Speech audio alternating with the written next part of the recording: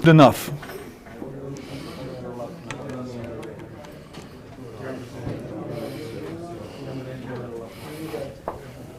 Okay. We are live. How many viewers? I don't know. You have to watch on that for it. So should I follow you and our story? Sure. Well, it should be pretty good. You can see it's all pretty wide. Maybe you turn it when we have questions from audience. Thank you. So Kevin, would you like me to introduce you Sure. shortly? Yeah, we'll get this set up. I think we're in good shape. Set this. Make sure that our stream goes here.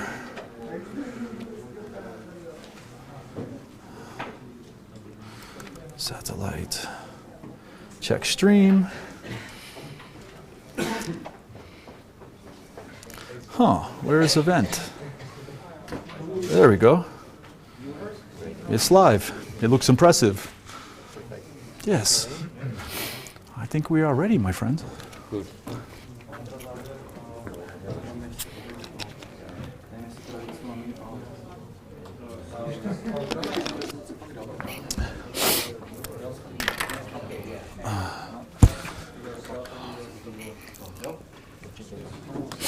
Let's see, chat, that works. How much time do you suppose we will take for the lecture? How much time? I have 60-minute for lecture and 30-minute for questions. That's good? Yeah, perfect. And I figured I will go a little slower for language, Yeah. right? And then where people have questions, they just raise their hand and we can always talk back and forth. Very informal, right? Amongst colleagues. Right. Yes.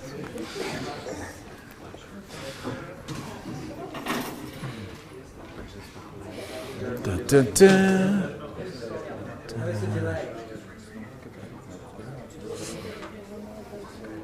There we go. Whenever you're ready, my friend. Thank you for your help. I would like to introduce you. You are from San Diego State University. Yeah. That you are communication expert and author. You are in marketing business since 1990. Your company Idea House. And may I tell that we met first time in your Please. class? Yes. It impressed me. So that's why I wanted to bring you here as well. Very much. to the lecture. Thank you. And I would like to thank Martin and one of my colleagues who helped with the organization and promotion of this event. Very good. All right. Okay. Now, whole world is watching us. Yeah. Just a second. I Yeah, will sure.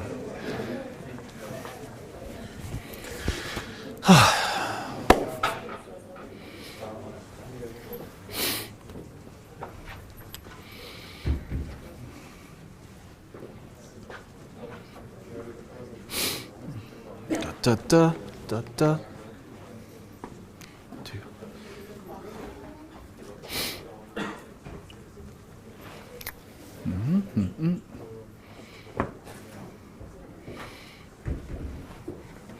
So, hello everybody. Good afternoon. I would like to welcome you at this event. I don't want to call it just a lecture because it will be an event, I guess. And it's my pleasure to introduce you our host and our colleague, Kevin Popovich from San Diego State University. He is a university lecturer, but he's also the communications expert and author and business person. I met first time Kevin in his class in San Diego, and it really impressed me. So I was thinking, like, I have to bring this guy in front of you and let him share some of his experience and insight on social media and how to create engagement. I could really see his students being engaged during his class, which I like as a teacher. I also appreciate that most of you took your time from the learning for exams. There are some colleagues, teachers, so I appreciate that you arrived as well. We have some guests from outside and even from some partner universities, is it right? I heard about Czech Technical University and University of Economics, that's great. And Kevin will talk about social media and satellite marketing. Many people ask me, what is it, satellite marketing? I told them you have to come to learn what is it. So we will get to know about this. And lastly, I would like to thank to my colleagues who helped with the organization, namely to Martin Kozák from International Office of our faculty, and to the head of our social media team, Václav Lor, who takes care about our social media for our school. And we have also here our Vice Dean for PR, Roman básnička. So I would like to thank those people as well that they help. So enjoy the lecture, and here is Kevin. Thank you so much. Thank you. Thank you. Good afternoon, everybody. Welcome.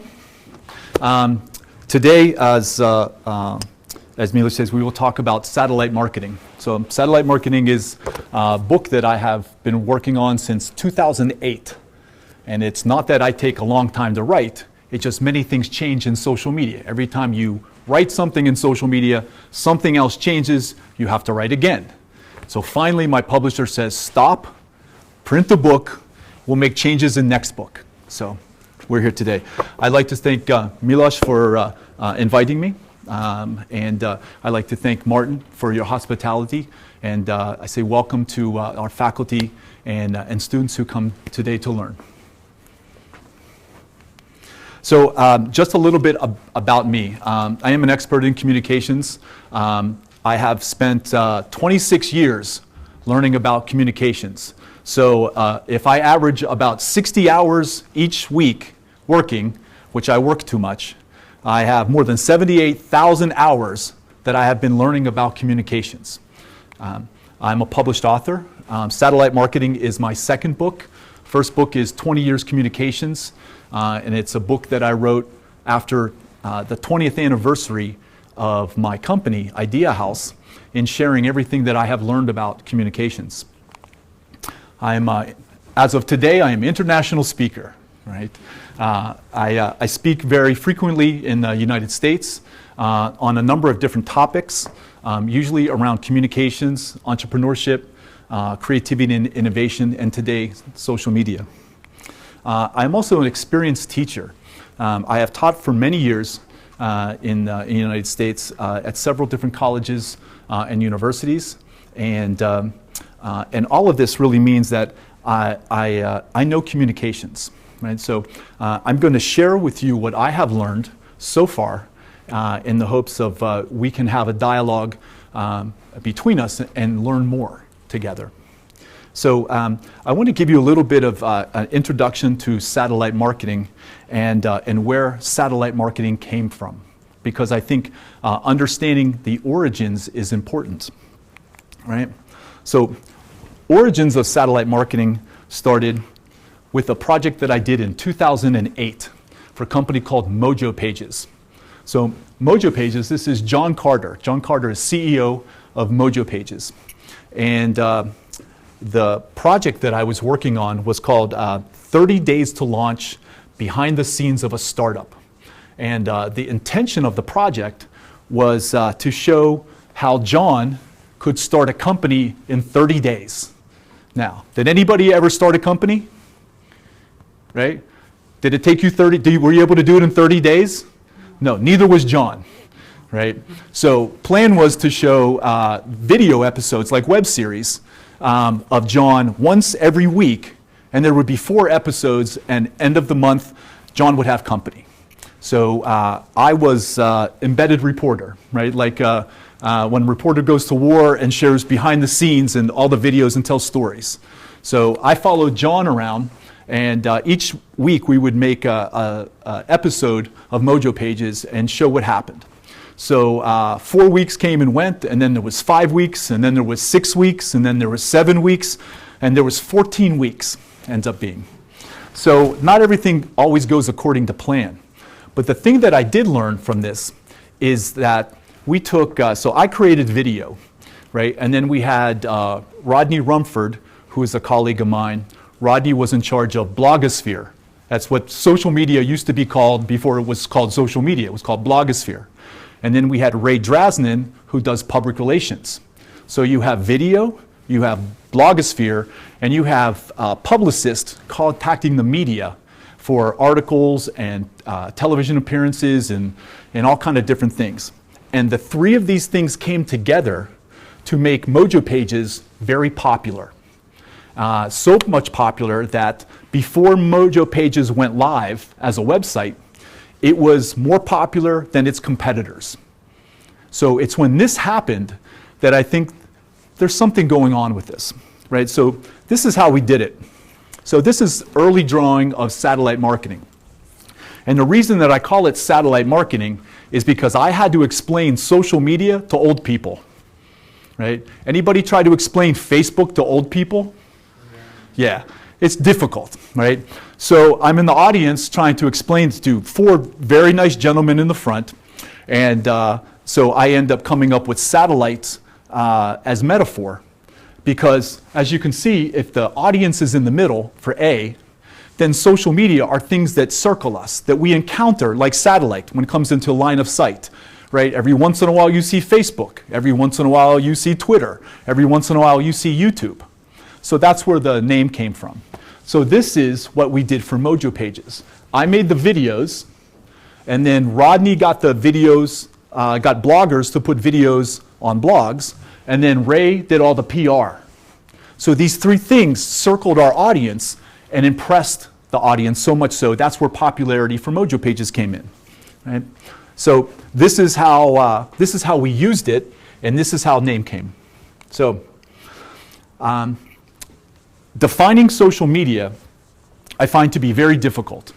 Right? I find it's like you remember when you were very young, on playground, 7 years old, right? And your friend comes up to you, and your friend tells you that he knows where babies come from. Right?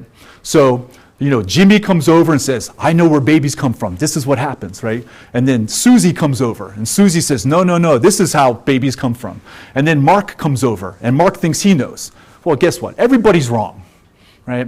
So I look at social media same way in trying to define social media, because until we all agree on what it is, how can we know how to use it together, right? So in my book, I take a look at some of the definitions that exist already. So Oxford Dictionary says, websites and applications that enable users to create and share content or to participate in social networking. So the words that I start seeing in this is users, content, social networks, and I look for other definitions, right? Merriam-Webster Dictionary says, forms of electronic communication through which users create online communities to share information, ideas, personal messages, and other content.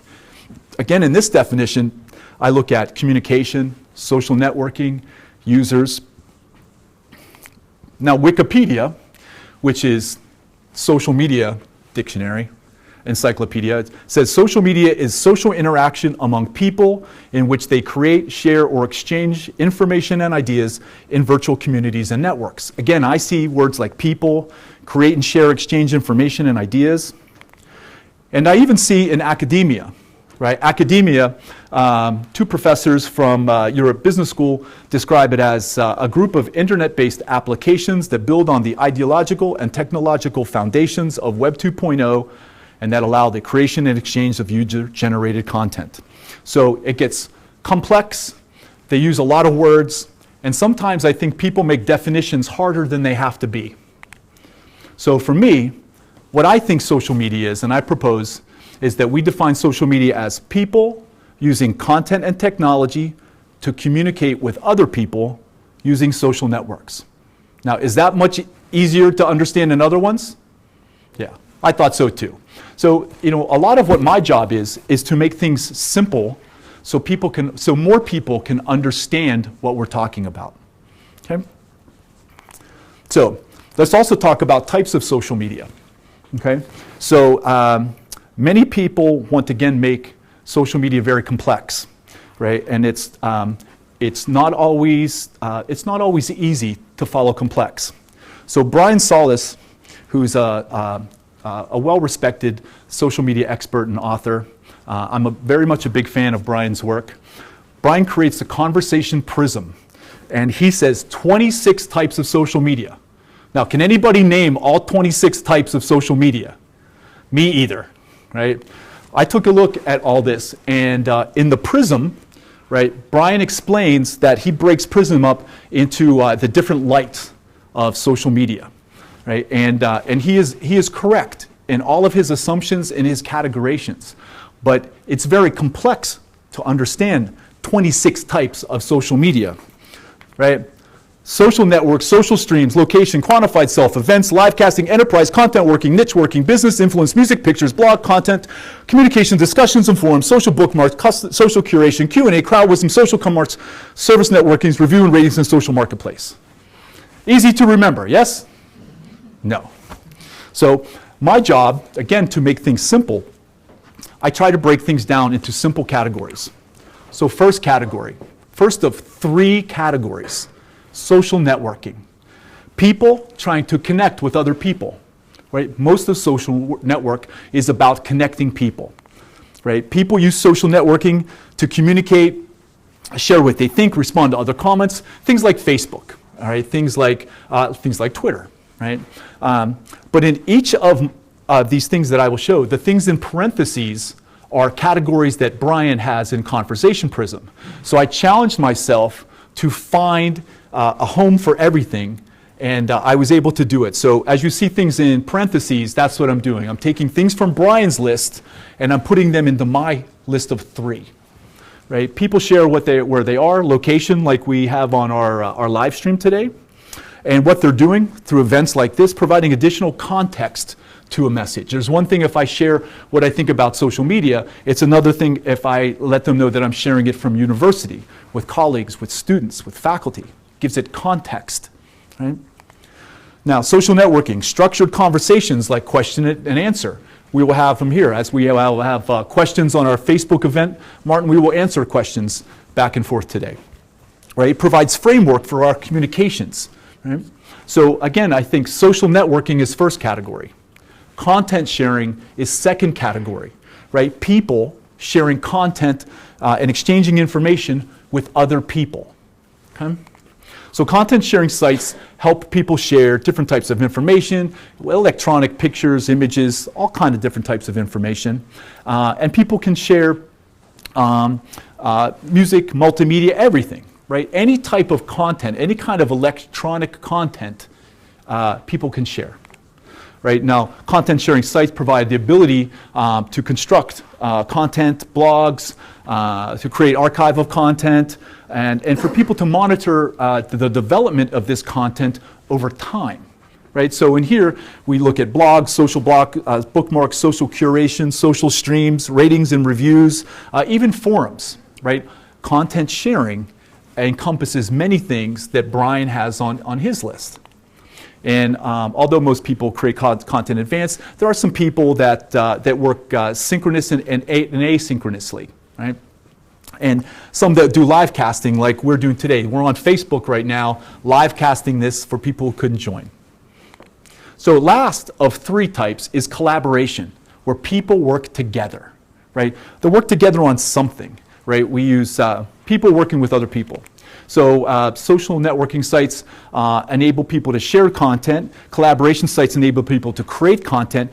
But people can work together on social media to do bigger things than one person can do by themselves. So people collaborate for social capital. Social capital is where you gain recognition, where you get accolades, where you endear yourself to other people. Right? Social marketplace, social commerce, all of these are types of Brian's social media categories that, again, I think all make sense to fit down into 3 categories. So if we agree that social media is people using content to communicate with other people, and if we can start applying what we know from other types of communication, like print is type of communication, radio, television, right? All these other channels. We know how to use that technology to communicate, yes? So can't we just agree that this is just another type of channel for us to communicate? Because I find people try to make social media seem much more complex, much harder than it really is, right? We never think of like how complex it is to use phone, right? You take your phone out, right? You never think that, okay, I have to power on the device, I have to select the application, I have to enter the number, I have to call, that call has to go to tower, tower has to connect to breaker, breaker has to connect. We don't think about any of that. We pick up the phone and we just call, right? So why make social media any more complex than it has to be? It's just another technology, right? So if we get past the, oh, I don't know about hashtags, I don't know about links, I don't know about, you know how to communicate with people, just communicate with people.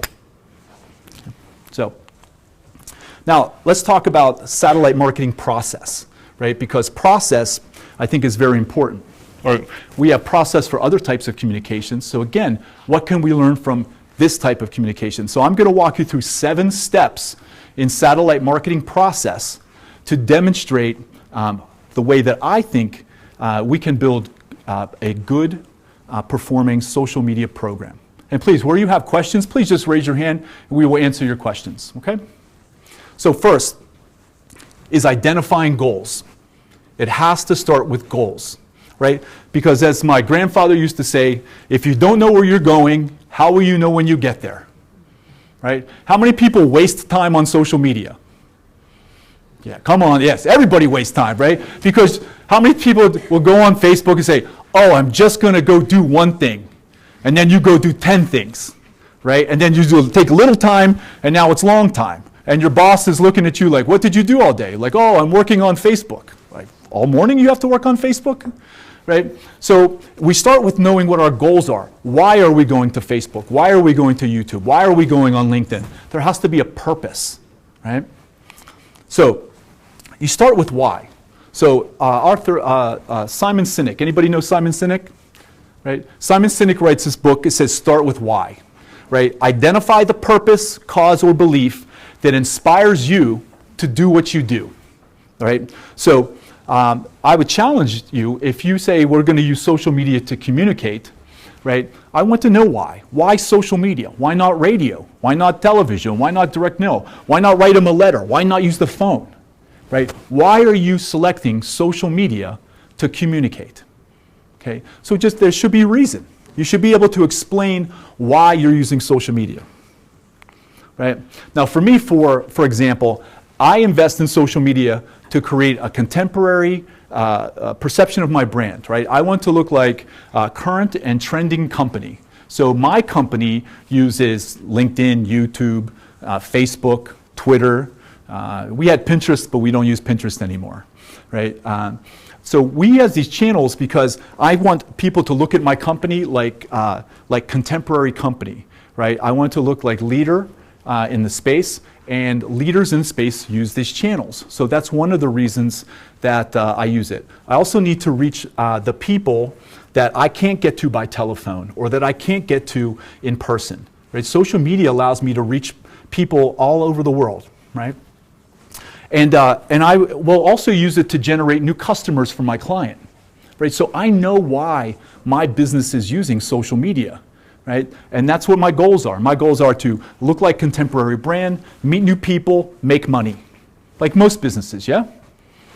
Okay. So let's talk about step number 2, right?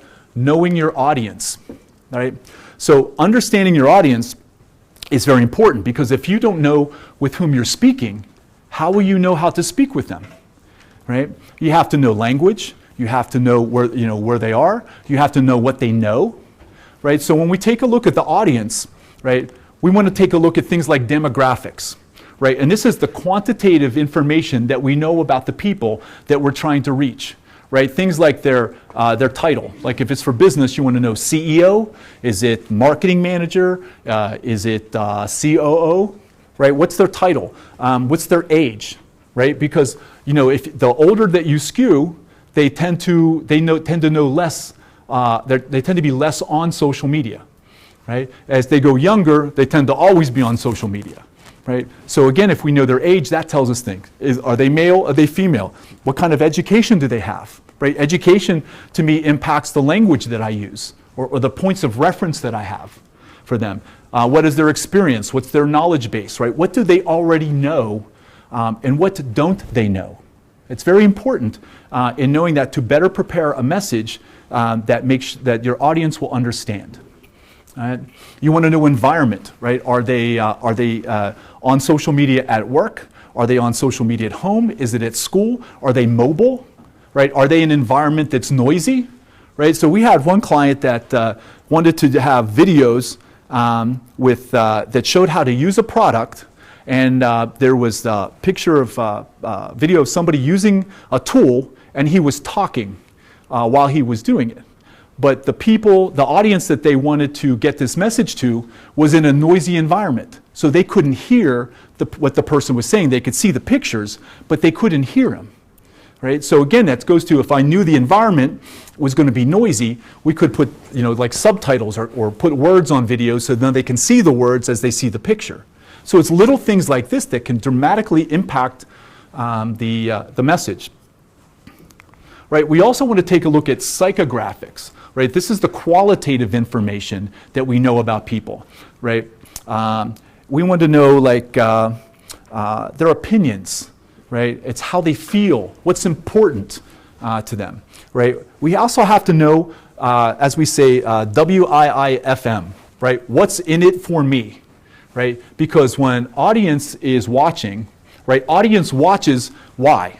Audience watches because they think they're going to learn something or they're going to see something. But if we know what their expectations are, then we can develop messages that meet their expectations. And I find many times people just start communicating without knowing who their audience is. And then their messages tend to not connect with the people they're trying to reach. Now, let's talk about strategy. Many people are trying to build a social media strategy. Right? So I think people know more than they give themselves credit to know. Right? So you start with what you know. And what do we know? Right?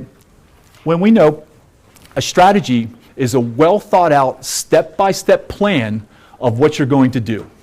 This is how you're going to reach your goals. I will do something first, I will do something second, I will do something third. Right? You have to know the steps that we're taking.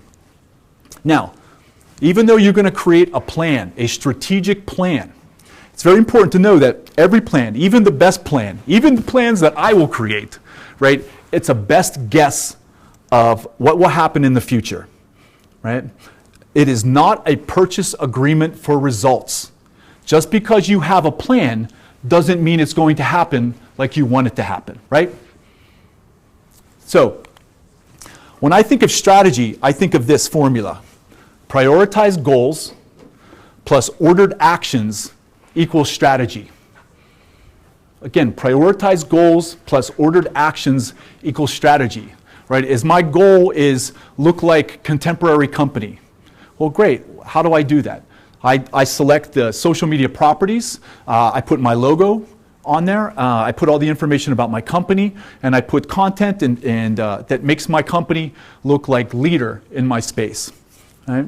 If my goal is to meet new people, right, then I need to make sure that my profile on LinkedIn looks like professional, that people want to connect with. I have to do that first, and then I have to find the people I want to connect with second, and then I have to send them message third, right? And then when they accept my connection, I have to send them a message fourth so that they know I want to speak with them.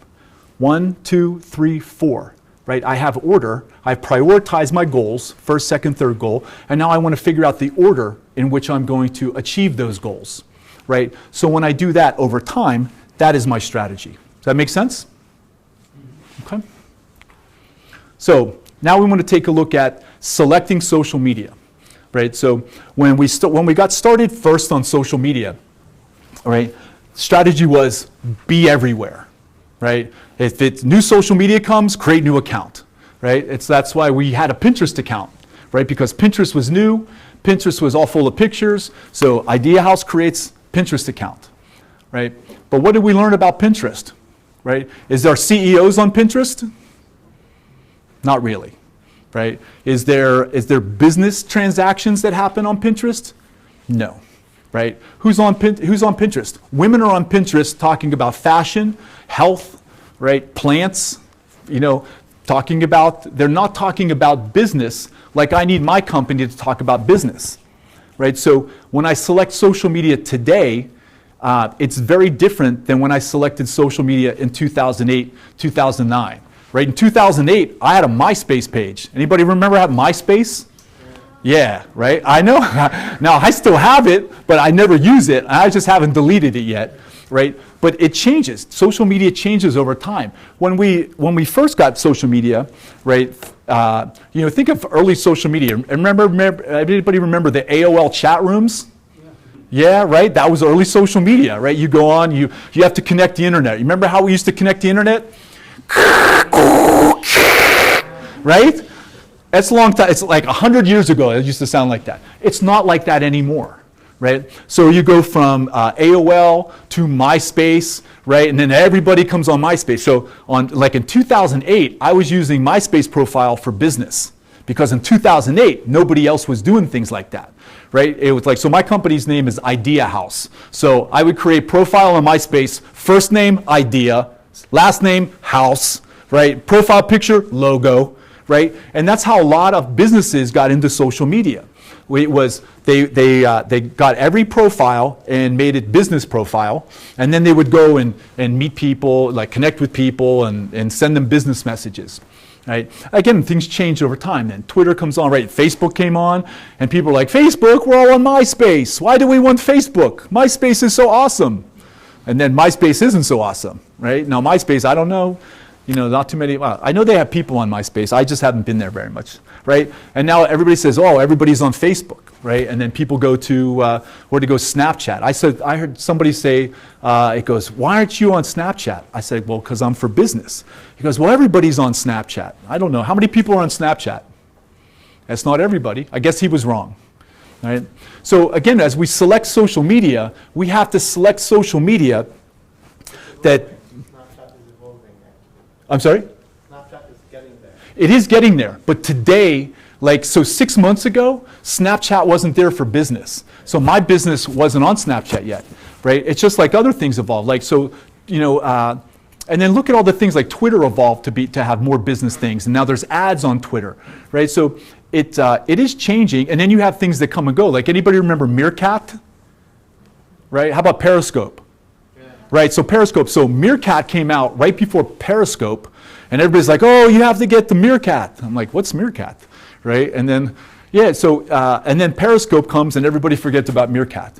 So I think now, I see like Facebook Live like we're using today. I wonder what Facebook Live will displace, right? So to my point though is that we select social media because today, like we select media like on television, right? So on television, there are some channels that men watch, right? So for like in US, we watch like ESPN. You guys have ESPN here? For sports? Right? So things like that, that's a channel that many men watch, right? So we know that if we want to have advertisement that reaches men, we put a commercial on a channel where we can reach men, right? And then you have networks here. Like what channels do like women watch? Like what kind of programs do women watch here? Any channels? Sorry, I don't know that. So like in the United States, right, we have channels that like Lifetime. Anybody ever hear Lifetime? Right, so Lifetime is a channel that like my mom watches Lifetime. Like she watches like all those like movies about like women stuff. Huh? No, kind of soap opera. Yeah, soap operas, like all day, like women crying and like men this and save them from boat and but again, women's program. Right? So do men watch that station? Not so many men, right? Sometimes forced to. Yeah, unless you're forced to, yeah. So social media, I think, is like that, right? When we look at social media today, we can say men, women. We can say older, younger. We can say business, not business. So when I looked at social media, these are the things that I look at today. So each of these social media now has different types of audiences. So just like we would choose television station, we would choose social media. And again, social media has some different properties, right? There's some things you can do on some social media that you can't do others. So depending on what your goals are, you would select one social media over other type of social media. So when I select social media, these are some things that I start with. I start with thinking about the people that I'm trying to reach, right? And what I'm trying to get them to do. And when I say get them to do, what are the actions that we do for business? We ask people to call, to click, to sign up, to stop in, right? To download, right? All of these things for business usually has some sort of action associated with them. So I think about the people, right, where those people are, and I think about what I'm trying to get those people to do. Okay?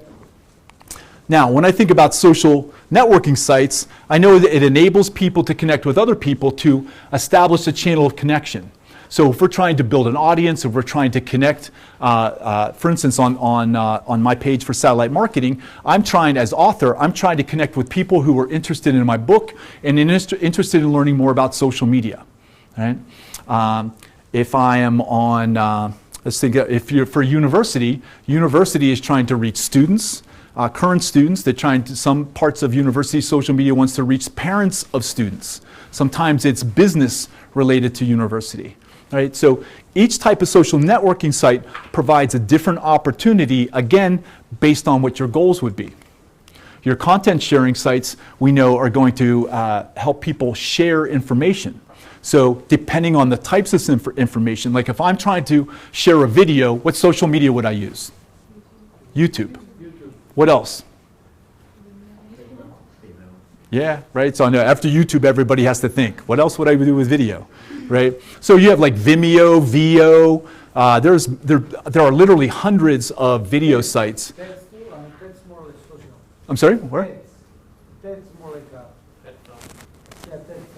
Yeah, TED Talks. Yeah, they put almost all TED Talks on YouTube because you think too, YouTube is, I think, what, second largest search engine. So people go to look for things there. But YouTube is almost default of you have video, you're going to go to YouTube, right? Again, but that's based on my content, right? If I had audio, if it was just music, where would I go? Where? Pandora, I mean, no. Yeah, I don't. YouTube too. Yeah, because they put picture up and they put audio track, right? But like SoundCloud, anybody use SoundCloud? SoundCloud, Yeah, so that's another place to use that. Spotify, right? And then you have some other people that'll do like will host some audio on like blog posts. So it just depends, right? Again, on that content directs me to where I'm going. I want to put right content with right type of social media, right? And then if I can put right type of content on right type of social media where my audience already is, then again, that shortens distance between my message and the people that I'm trying to reach. Right? So collaboration sites, again, help people create influence, help to collaborate on a larger level. Again, so if I'm trying to get people to work on a project together, right? What social media would you use? If you have a project, you try to get people to collaborate. What social media would you use? Google Drive. Which one? Google Drive? Yeah, right? So again, you could have content, you could share things. And now, does anybody use Basecamp? Now, Basecamp is project collaboration, technically, right? But you just think of it, you have profiles, user profiles, right? You can share information, you have common workspaces. So I think at some point, depending on how you could use Basecamp, you could almost argue that that is a type of social media in a sense. I know they build themselves different, but my point is that the different technologies will help delineate where you should go, right? So step number 5 is for communications planning. Now, when I say communications planning, I mean that it's a plan. It literally is plan on how you will communicate, right? Because creating engagement with an audience over time just doesn't happen. How many people just put up social media profile and 10,000 people followed you just because you created a profile? Yeah, me either, right? So we have to do something, right? You have to figure out what your plan is going to be over time, so that you can, you have to create audience and then you have to build engagement. So when we look at communications planning, this is what I think a communications plan has to include, right? What you are going to do, when you are going to do it, the impact that you expect each of these actions to have, how many hours is this going to take? Because it always takes more than you think, right? And then your budget.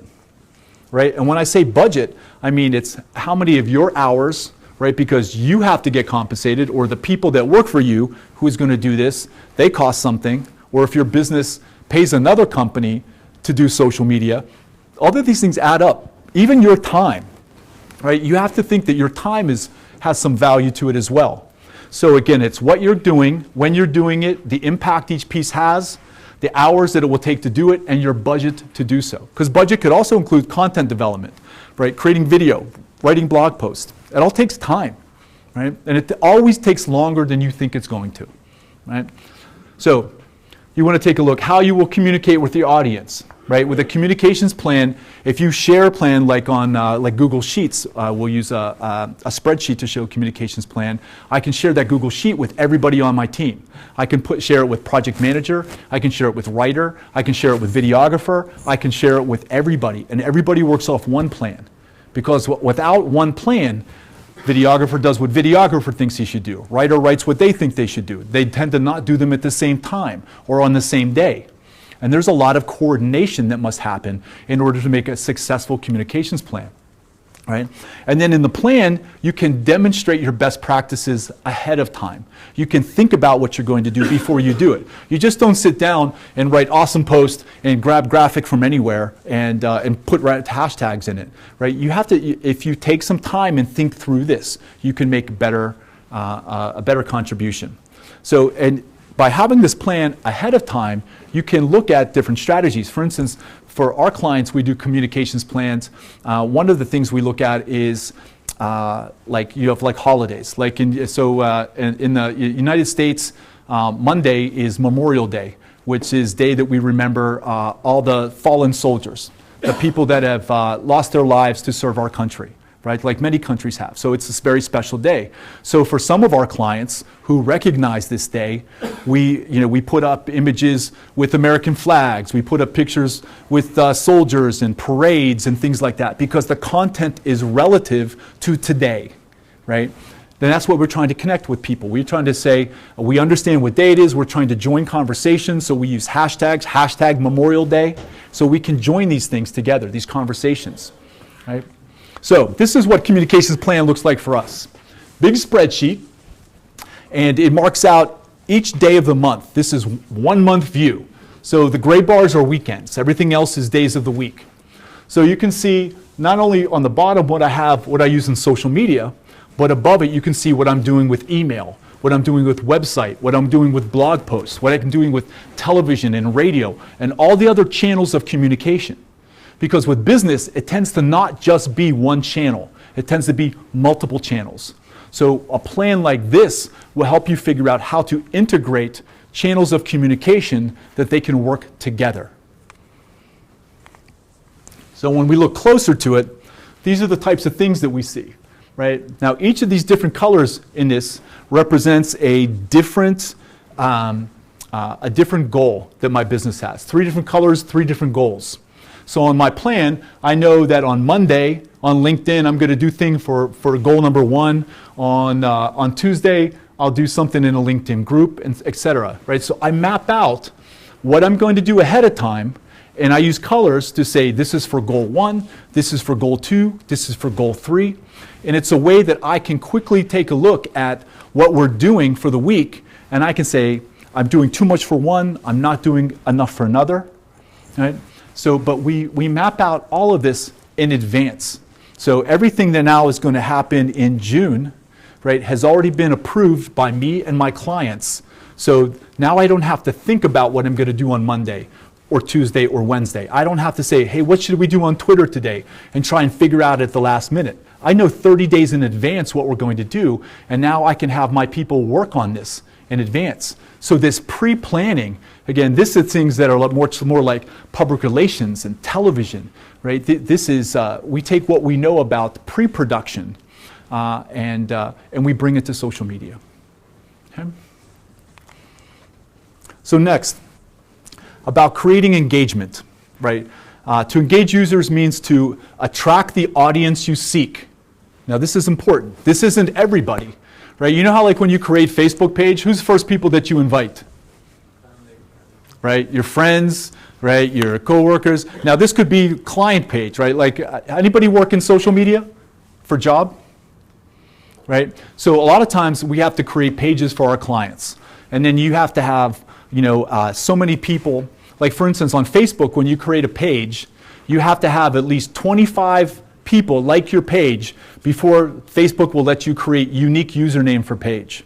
So as developers, the first thing I do is my friends get hit up all the time. I'm like, hey, I'm working on a page, like my page. So many of my friends like pages that they really have no interest in, right? Because they do you a favor, right? They're like, okay, I'll like your page, get your username, right? So, but as we build this audience over time, really who we want, we know our audience. Remember in goal number 2, we defined our audience. So in creating engagement, I want to attract the people that my plan says I'm trying to attract. I don't need the other people, right? Because other people, all they do is they dilute my audience. They put people in my audience that aren't interested, right? They put people in my my audience who don't care. You may pick people who think they're funny, right? I have business page and I have people being funny, and then you ban that person from your page, right? These are things you have to think about. But so if you only attract the people that you're looking for, then you can assume that those people are the people that are interested in what you're trying to sell or promote. Now, you have to also draw them into a conversation. Just because they like your page doesn't mean they're going to converse with you, right? And then the hard part is now you have to hold their attention over time, right? Or what happens? What happens if somebody likes your page and then they don't care anymore? What do? Unlike your page. Now you have one less person in your audience, right? So the users have control, right? So it's very much like quid pro quo, right? Which is Latin for I can do something for you if you can do something for me, right? That's what much of social media is, right? So when we take a look at this, think about when you're attracting an audience. The words you share become your voice. The pictures become your face, and the way you interact becomes your visible personality, right? On social media, like if your company, it's different, right? You're trying to have, as we say, a brand voice, a brand personality. And these are ways that you demonstrate your brand and your character, who you are as a company. So as you're trying to attract the right people, you need to make sure that the things you're doing are getting you closer to your goals. There's a line from that they taught us as a designer, right? When I was learning design, they said when you're doing something, you have to ask yourself, is what I am about to do bringing me closer to my goals or farther away from my goals, right? And we already know what our goals are, so as we're trying to attract the audience, we want to make sure that we're doing things that bring us closer to our goals. Now, sharing the right content will help start a conversation, right? And asking the right questions can start a conversation, right? So you could share a picture out there. If the picture doesn't resonate with your audience, if your audience does not care about the picture, they don't like it. They don't share your picture, right? They don't add comments to your picture. Remember, all of this is part to starting a conversation. And again, the next point is you have to hold their attention over time, right? And that means it's dependent upon the amount of time required relative to your business goals. So for instance, if your goal is to get people to show up for an event on a campus, right? That my goal is a short-term goal, right? We started promoting this a couple weeks ago through today. So I have a 2-week window that I need to attract people and to hold your attention over time to get people to show up today, right? Now, if I'm a university, right, I have to hold your attention longer over time, right? Because if I'm trying to get people to come to my college, I need to make sure that high school students know about my university, they see things from my university, and that when it comes time to apply, they have to apply, and until they hear back, so it's much longer. If I'm car company, right, car company needs to hold your attention over time so that the next time you think about buying a car, you think about buying their car, not somebody else's. So again, the amount of time that you have to hold somebody's attention is relative to your goals. All right? Now, last part is in measuring performance, right? And it's really measuring what we have done based on the plan that is approved, right? A lot of times there's a lot of data, there are a lot of metrics, right? But the only metrics that are important are those ones that report back on our goals, on how we're doing. So again, we are when we're measuring performance, we are evaluating what we have done.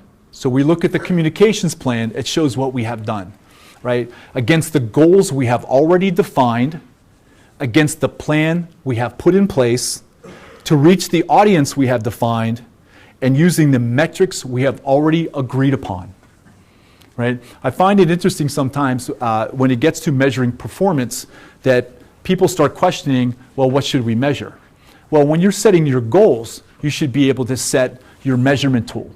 So for instance, if in my goal of of representing my brand online, right? That type of goal is a pass-fail, right? I either have set up a page or a profile to represent my company accurately, or I have not, right? It's pass or fail. I did it or I didn't do it, right?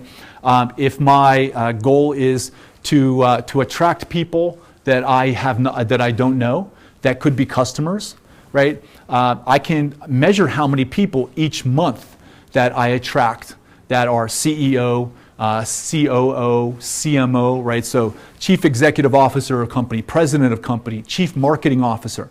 Those are the people that we tend to do business with. So I can go to LinkedIn and I can look at the people that I connected with for 30 days and I can see, did I get closer to my goal? And I can count how many people I'm now connected with that meets this criteria for the people that could be my business, right? If my goal is to generate revenue from social media, I can take a look at the projects that come into my company, the clients who have hired us, and I can take a look at how many dollars they have invested with my company, and I can tell you each month how we're doing. So those are the types of things that I measure because those are what my goals are. So when I go to measure, I take the communications plan that I created and I can go through and I can tell you I did this, I can tell you what I did and what I didn't do, right? Because it's not just me and my company that works on this social media plan. Remember, I share this document with many people. We all work off the same document. In our process, when something has been completed, it gets strike through.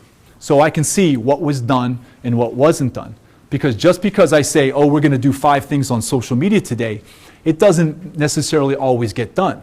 Sometimes somebody's sick, sometimes people forget, sometimes people did it, but it really wasn't what they're supposed to do. Right? So we use these things, these tools, and then we measure the data. Here we have in column 2, you can see that we're measuring the growth. Right? LinkedIn company page, we had 18 more people. In the LinkedIn group, we had 26 more people. Right? All of this data is available. And by tracking these metrics over time, you can measure performance. Because at some point, at some time, your boss is going to ask you, how are we doing? And what are you going to tell him? No, you can't say, boss doesn't want to see. Right? Right? Boss wants to know. Right? Boss wants to know 26, 128, 50,000. Boss wants to know numbers and data. Right? You can't just say, hey, it's going really good. Right? Really good isn't business. Right? 50,000, 100,000 numbers is what we expect in business. Right? And so this is why we measure this. You know, very early on social media, you could get away with saying, you know, today you can't. Right? Today, this is business communication. This is like saying, when your boss asks you for television, how's the television going?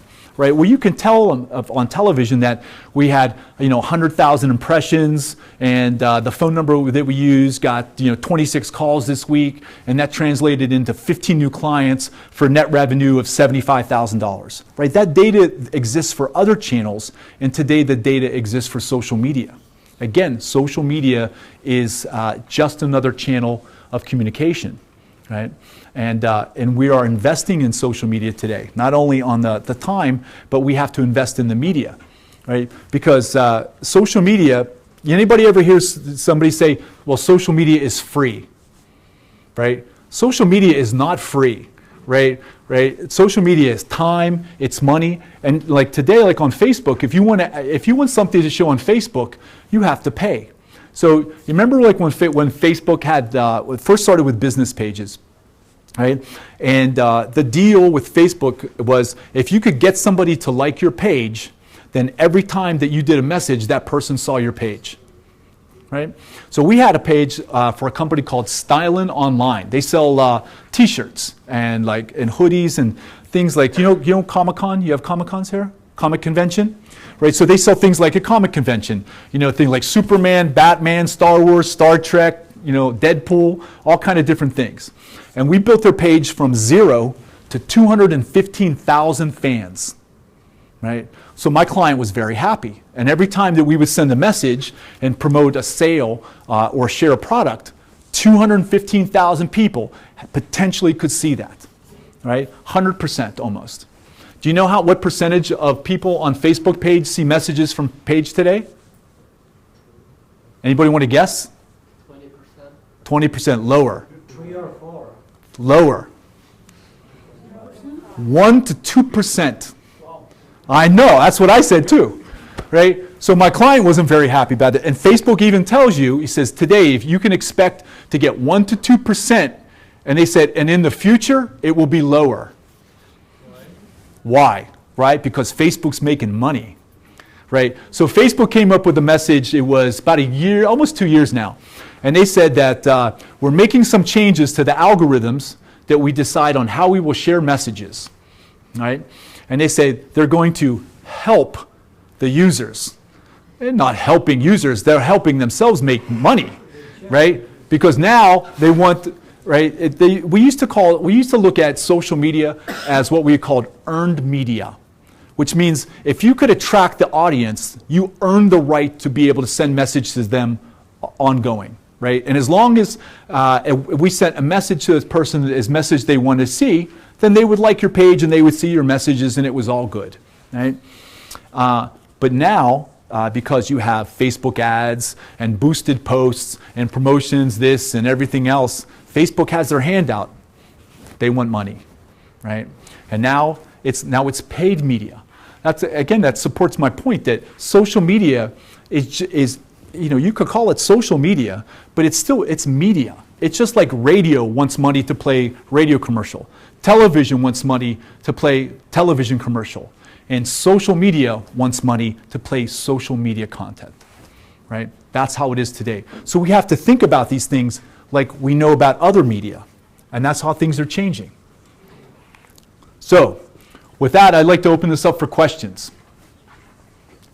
What would you like to know about satellite marketing?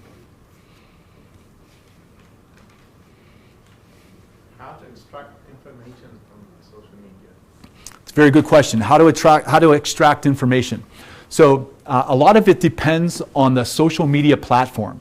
So for instance, you know, I'll start with Facebook because it's biggest, right? So like on Facebook page, we have things like Facebook Insights. You know Facebook Insights? It's a tab on the top of your page and it says Insights, right? So on those pages, it will give you things like your demographics. It will tell you where people are located. It'll tell you your best performing posts, you know, which content, right? So if you know which ones work better, you do more of those, and ones that don't do so good, you don't do any more of those, right? So those are the types of things that you can get from the Facebook page. But some of the things that I'm surprised that people don't go farther, right? Because most businesses will post messages, right? They broadcast messages to everybody, right? General broadcast. It's more of an indirect message, right? Everybody, you know, like out here, I speak to everybody and everybody hears the same thing, right? But what about going direct to the user? This is one thing I don't see very many businesses do. So you have the ability to go in, if you run a page, you can see, you know, you say you have 1,000 likes, right? People likes. You can go and see the people who like your page, right? You could also go down and see, well, like Miloš likes my page, right? Well, I can say, so he's one of 1,000, but I can see I can see a list of everybody who likes my page. So if I can get to Miloš's profile, right, I can send Miloš direct message. So now I have indirect message to everybody, but because I can see Miloš is there, I can send direct message to him. And that's one of the things I don't see businesses do very often. You know? So that's the type of information. So you can get all of the media, all of the information that you would expect from any kind of media. Reach, frequency, impressions, all that kind of data already exists on Facebook under Facebook Insights, right? But the other information, if you dig a little deeper, right, what kind of information do people put on their profile? Personal. They tell you everything. They tell you more than you want to know sometimes, right? right? You're going to know if somebody is married, somebody is single, if it's complicated, right? You know, I used to laugh like on MySpace, so before MySpace, before everybody actually used real name, people would make up names, right? I always thought that always told me quite a lot about somebody, right? Anybody watch The Simpsons? Right? Do anybody remember what Homer Simpson's name is on AOL?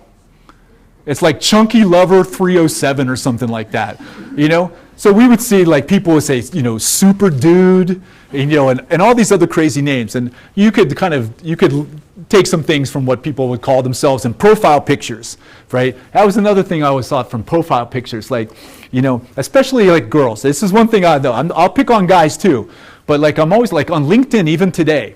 Like, you ever go on LinkedIn and you see profile picture, right? It's supposed to be business picture, but you wonder what business girl is really in by picture she has on there, right? It's like she has like little skinny dress on and little cutie smile, and I'm thinking, I wonder what her real job really is, And then you see pictures, like men will put pictures on there. I remember one picture, and LinkedIn made the profile picture a little bit. It used to be like 150 by 150, and then it was 300 by 300. I think now it's like 500 by 500. There was a guy who was standing next to a boat holding a fish, right? I'm like, what? So his head was like 4 pixels high. You couldn't see his face. Right? I was wondering, why on business page you have man holding fish next to boat? It just didn't make sense to me. Right? And then you also see pictures for both men and women on LinkedIn, which I say, you know the phrase glory days, right? So it's when people put picture when they used to look good, right? It's like when you do like on dating sites, right? Anybody ever remember Match.com, or you have sites like dating sites, right? And you see somebody's picture, and then you meet them in person, you're like, hey, you don't look like your picture. Yeah. Well, people do that on LinkedIn too. Like, I've met people for business, right? And you go to meet them, and I'm staying, like, we meet at Starbucks, right? So you say, I'll meet you in front of Starbucks at 2 o'clock. So I'm in front of Starbucks, I'm looking around, and I'm looking, all right? And then I notice other person that's looking, and I'm like, this person can't be who I'm meeting. They don't look anything like the picture. Turns out it is them. So I'm like, so I noticed on your picture your hair was blonde, and now she's redhead, or, shaved her head or whatever. And it's like, so people, like, they put those pictures from we call glory days, like from when they used to be glorious, like when they, or people will make conversations. Well, I like that haircut.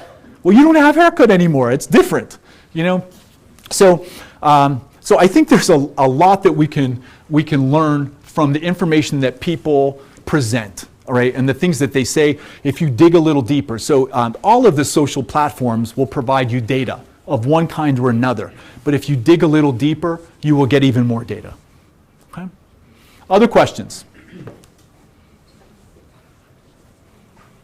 I know I'm a good presenter. I'm sure you must have little questions. All right, so you mentioned at the beginning that like social media is in a constant change. What do you think is going to be the most sustainable and promising social network that's going to stick around for like 5 or 10 more years? 5 or 10 more years? I will put money on Facebook for 5 or 10 more years.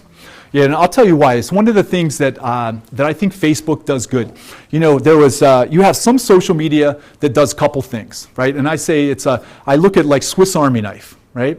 So Swiss Army knife, you have little Swiss Army knife that has blade and toothpick, right? Like Twitter. Twitter does a couple things, right? It's blade and toothpick. But then you have Facebook. Facebook has corkscrew, toothpick, saw blade, fish scaler, compass, magnifying glass. It does everything. And now and now Facebook has live stream, which like we're using here today, right? Facebook used to allow you to share video like YouTube, but who else does live streaming of video? Periscope does, right? Periscope is, right? Google does, right? You could do like Google Hangout, right? There are some different things. So I think Facebook is adapting very well to try to be here in 5 and 10 years. Right, and I'm trying to think how old Facebook is like today, but they have evolved quite a bit. Right now, you have. I think Twitter, for instance. I wonder how long Twitter will be around. I know we have some friends that work on Twitter who share some things that some people have different views of leadership of where Twitter may go. So I wonder how long Twitter can stay along, because Twitter hasn't been able to get business to really adopt like some other social platforms are, right? And so if you can't get business to pay you, who will pay you, right? Because you can't do this for free. Like, you could start little social network and do something for a little bit for free, but at some point, how are you going to make money? You know, so I think that's going to be one of the issues. But I think hashtags on Twitter are much more powerful than the hashtag on Facebook. Like, Right, and if you also can pay Facebook someone is not, to promote a hashtag or a product on Twitter, it goes viral, and then it has a huge reach, more than. I still don't know how to use hashtags. I put some hashtags on Facebook, but I can't track them. Yeah, they're a little different, and I agree. Yes, hashtags work good, but if I have to look for long term, to answer for 5 to 10 years, I have questions about how Twitter will last 10 years, right? 5 years, sure, because it takes a long time for something to die. Look, MySpace hasn't died yet, and I haven't logged in there for 10 years. You know, so some things, it takes a long time for them to finally die, and they say, we're no longer a social network, we're going away, right? So 10 years, I don't know how Facebook will do, or I don't know how Twitter will do for 10 years, but for Facebook, I think it's hard. See, the thing that Facebook has that others don't, right? I liken it to like moving, right? Anybody move a lot, like have to go from apartment to home or change up? It's difficult to move. Right? There was one period there where I was moving like every 6 months, every 12 months. It's a pain, right? You got to pack stuff up. You got to find a place to move. You got to get your friends to come help you move. You got to get settled in, unpack. Now, who wants to move all their stuff from Facebook to somewhere else? Right? Like, you're already in Facebook. Your friends are there, right? I even got my mom and my dad on Facebook. My dad's 75 years old. Right? Now, he checks Facebook like once every 4 months, but my dad's not going to go like to anywhere else. My dad's surely not going to use Twitter, right? And my mom's on there with her friends, and she has pictures of her garden. And my mom just learned to use Facebook. You think my mom's going to go anywhere?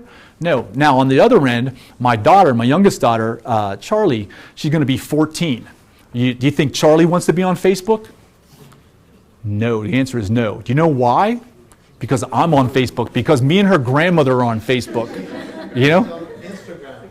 Yeah, right, Instagram, right? And you get some people like Tumblr. Something about privacy when it's so publicized and exposed.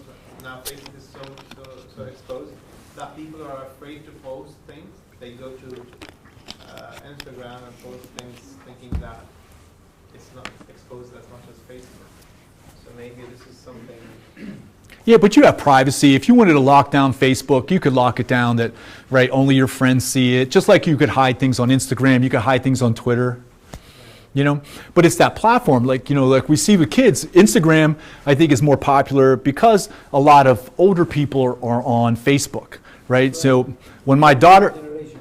sorry? No, it's more like a young generation. Yes, right? So I wonder. It's still, I mean, more like that.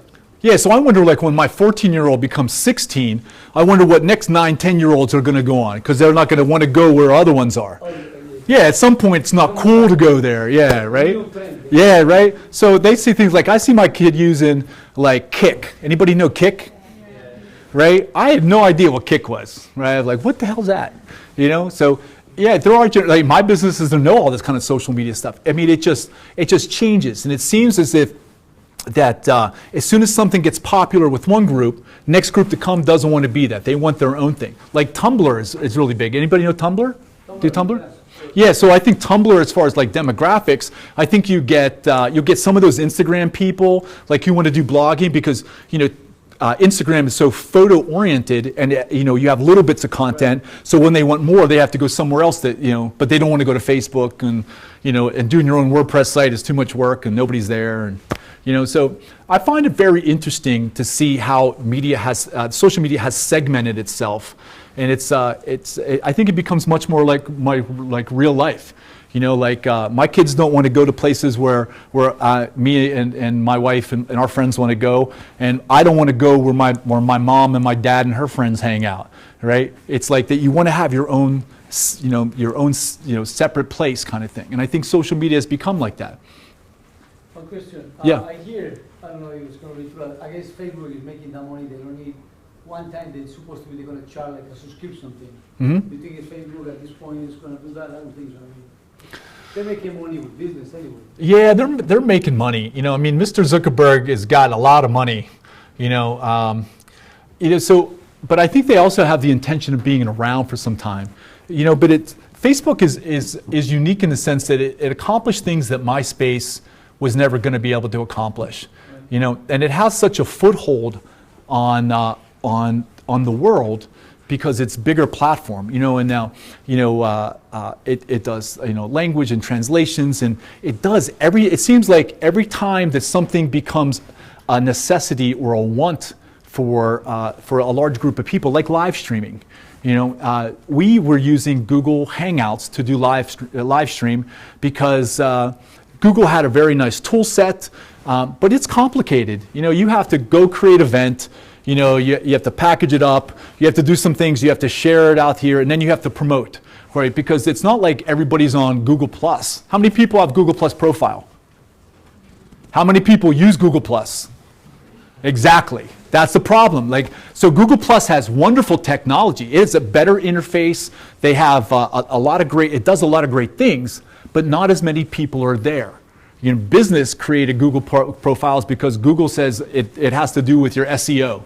So everybody creates Google Plus profile for business, but again, nobody really connects on Google Plus. I even heard rumors that they were shutting it down. Somebody told me that there was rumors that they were going to just kill Google Plus, which is a shame because I think they did a wonderful job on the product, but just the people aren't there. It's kind of like I liken it, like when you have a house party, right?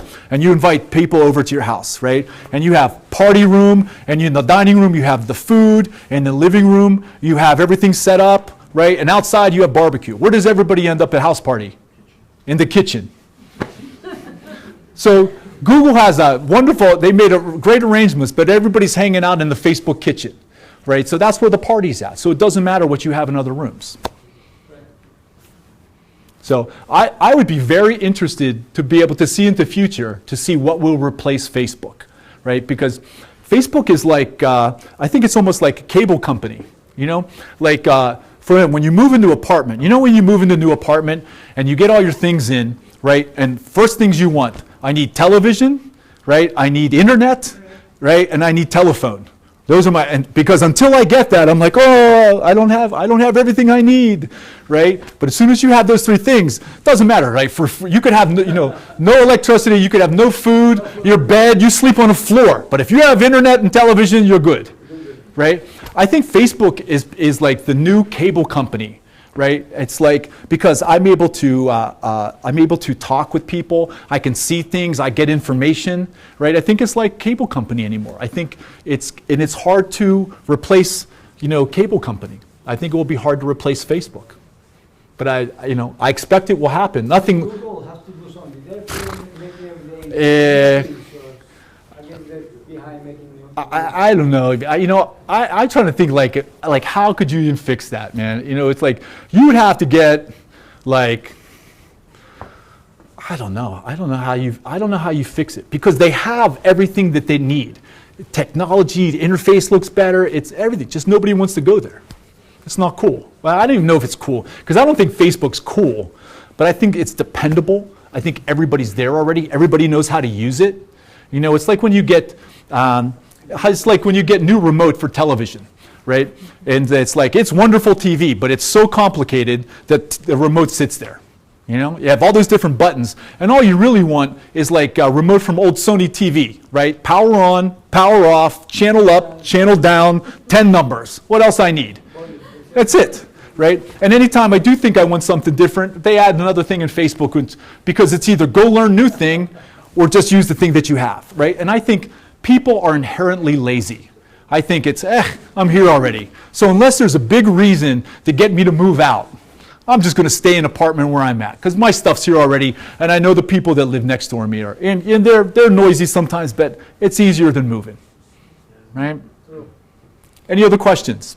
Kevin, Yes, Miloš. Could you mention some examples how you use social media in your classes with communication with students?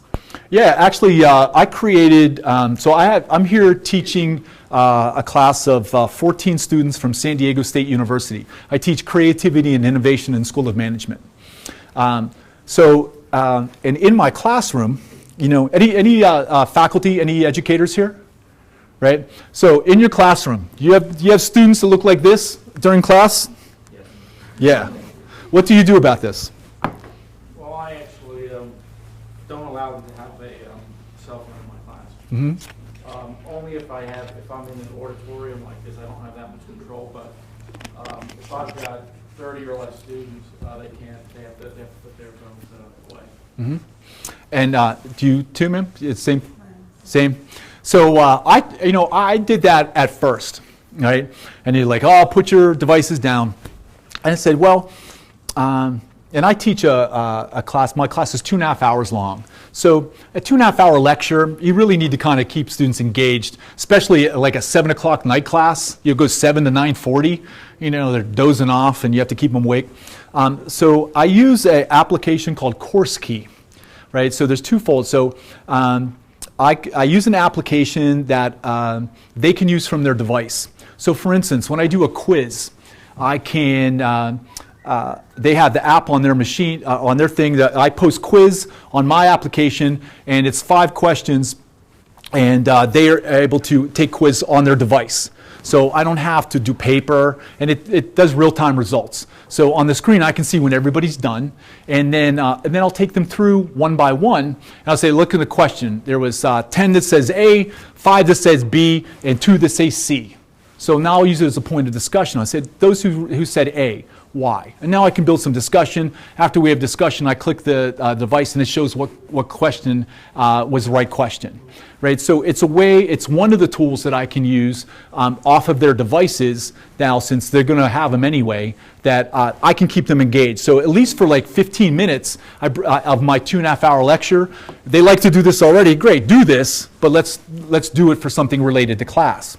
Now, I also use Facebook for my class here. Right? So I have a Facebook group just for my students, and I allow them to, I create a channel for their social learning. So there's the things that I do in class that I want them to do, but when they leave class, they have a place where all of them together can share and support one another. Because they created, whether we want to or not, most students create a group the first day of class. Right? And this was something that I learned. I wrote a book with a student at San Diego State called Creating Engagement in the Classroom. And Ryan Vancher, my co-author, and I were chatting, and we're chatting. He goes, well, you know, he goes, you know that the first thing they do on the first day of class is create a Facebook group. I'm like, what? I'm like, well, I didn't get an invite. They're like, yeah, professor never gets the invite.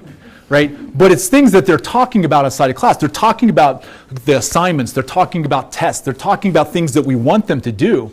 So by creating a channel for them, I hope that they will use the channel, because then I can help facilitate things. I can support them out of class. And so that's one of the ways that I've been able to do it, because they're going to do it.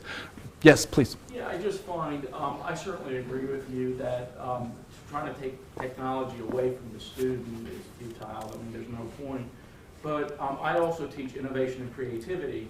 And so, you know, one of the things I need to do is I need to pull that away from them. Because I think what happens with technology, I think it's made the student more dependent on technology and not so much necessarily on some of the other areas where they could be a little bit more innovative. And that's it, you know, looking beyond, you know, the computer, you know, at interactions between people, and physical and social aspects outside of your system. But I certainly agree, and certainly the ability to infuse in both, I think is fantastic. But it's sometimes having to take that away from them so that they can see it from a different perspective. And I agree with you as well, in the sense that it needs to be managed, right? But I also look at the way that we learn today, that we do our jobs, right? I mean, you know, when somebody's given an assignment, many times they'll go to the internet to do a search for, you know, research, different data, best practices, and it's just the way that we work today.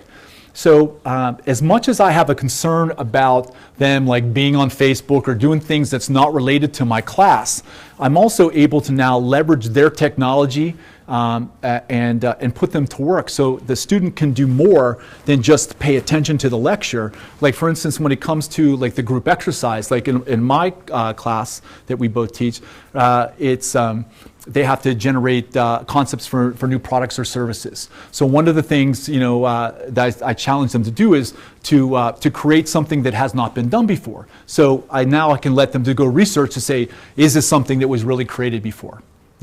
So I think that there's definitely pros and cons to it, and I don't want to be like, I try not to be like the fun police. I have to be like, hey, I'm trying to enjoy your class, and because I know myself, I'll be in a lecture, I'll do something, and even during class, truth be told, every once in a while, I check Facebook during class, like when students are taking quizzes or something like that, or I'll check email, or I'll do some other things. But I think as long as I don't perceive them as being too far off track, especially with the long type of thing, I try to remember what it was like when I was a student. It was a while ago. It wasn't that long ago, but it was. So I try to be empathetic and understand what it's like to do that. At the same time, my job is to be a leader in the classroom and to manage everything. So I think it's about trying to find a balance in all of that. Yeah. I think you've got students over here from San Diego. I've got students over here from Florida too. And Martin and I, a couple of years ago, we noticed that a number of especially American students, when we're out at dinner. Oh yeah, yeah, I know that one. They're like, yeah. And we're like, you know what? Put your phones down and start to look at the Czech environment, look at the German environment, and interact with the server and everything else, and get that experience. Then go ahead on your way home or once you get home and talk about about the experience. Mm-hmm. Because if you're out there and you're doing it right there, you're missing the experience. Yeah. That's all I'm saying. Yeah, I agree. And I'm certainly the fun police, but I just think that but I get it. Yeah. So I'll give you an instance. In class today, we had, I do an exercise where we get them to draw each other's face. They partner up and they draw a face and we see what happens, right? And the first thing that students will do, most students will start doing, is apologizing about the bad art that is just about to happen, because most people aren't very good with hand skills. But I had them use their phones today. I said, now when you're done, take a picture of your partner and the sketch you did and post it to our group. Right? So now I try to get them, I'm like, hey, you're going to use that damn thing anyway. Let's use it for something that's good. Other questions? What do you think of, Oh, yes. What do you think of WhatsApp, Telegram, Facebook Messenger, etc.? We use it quite a bit. I think all of the social media tools, they can have a place in the classroom. They can have a place in the business, right? And because as I was sharing my story about MySpace, right, I was one of the first people, in my circles that was misusing something for business, right? So I think all the other different types of apps, those smaller apps, have potential, right? And I think when you're one of the early businesses in, I think you even have a greater potential. For instance, like Periscope. How many people use Periscope? Right? So you remember like Periscope, like you remember when they opened, there was like 100 people that you could follow, right? So if you were one of the first 100 people, right, you had a good chance that somebody's going to follow you. So being early in on a social media property is advantageous, right? Because you can build your audience. It's like early people on YouTube, right? You think all those people got those millions of viewers was necessarily because they were good? No, because there wasn't that many to pick from. Right? So I think as you find some of those newer apps as they come out, I think if you can be early into something like that, you have an opportunity to build an audience. But I think it's a little bit of a gamble because you just don't know what the next big hit's going to be. And that's why so many times you'll get businesses will just jump in early, right? They create a profile. They're not sure what they're going to do with it yet, but if they're like a retailer and they're trying to reach teenage girls, for instance, right? Teenage girls are like the fastest thumbs in the world, So if you think that media is going to be like Snapchat, or a lot of businesses that are trying to get in and do things early because they can get that market share earlier than if they come late, and then everybody already picks somebody to follow. Other questions? All right. Everyone, I would like to thank you so much for your hospitality. Thank you much for having me. Thank you so much.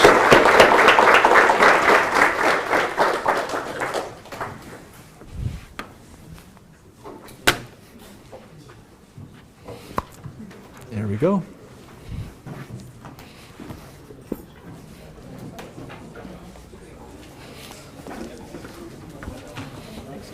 Thank you, Milos. Great job. Very nice. Very good audience. Maybe you could take some pictures if somebody wants to take a picture. Yeah, I would love to. I can I'd love take to. pictures So, and then share it on. yeah, it'd be great. I even have my little fake book, but I got into such good conversation with everybody. We don't worry about it. You know, we'll do it for next time. Thanks so much. Hey, man. So, Excellent. hey, Excellent. I'd love to chat with you about what you do with your class. You know, No, it's great. Here, I've got. I've got a visitor. No, thoroughly enjoyed it. Oh, man. thank you so much. It was We're gonna have great. a signing book for satellite marketing. We're gonna have a signing book. Yeah, the books didn't show. I know, right? Thank you very much. Very, Thank very you so much. interesting. All right, Thank you so very- much. I have to look at your satellite marketing. Satellite. Let me grab one of mine real quick. So book will look just like this one once I get him here, but it's inside. It's not my book yet. It's for Puma. My publisher shipped books here, and they didn't show it. They're in customs. They held them up in customs. Oh, that's what I was gonna Wow, ask. well, I know, man. What we're you supposed know? to have. It'll be great. Yeah, this is like pretend one for photo shoots. Do you think it's gonna get here before we leave? I'm sorry. Yeah, it's wait, yeah, you can. They're on. You can get them on Amazon, and yeah, they're online. You can order them.